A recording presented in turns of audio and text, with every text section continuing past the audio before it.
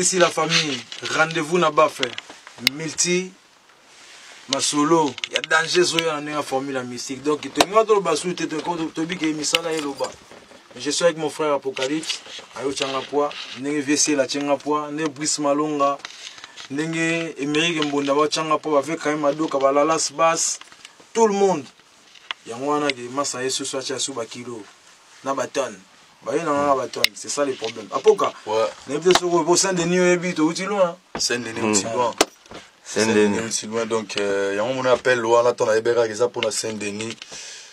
Fallait qu'on a debout quoi pour na bipe capacité na yo ya AC Milan chanteur moya moyindo et yembeta la route douté. Donc mon ami de longue date, je connais bien la chanson Saint-Denis, moi je connais les effets de la chanson. Dans le route de Bimate. Quand on connaît ça dans le concert, c'est là où on ramasse le billet quoi à Saint-Denis. Donc tout ça, tout lamba. Na otimno isongolo tobila isongolo.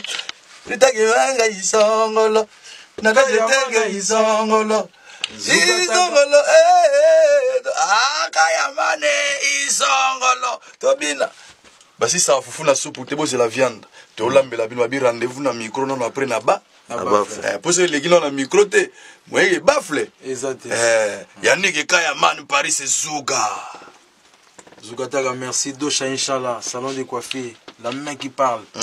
Big up à tout le monde. Dakenzelo. Couleur d'Afrique, na Metz, Kalate, Toyato, Bouka Borwana. Wilson, garçon capable. Qu'est-ce que c'est?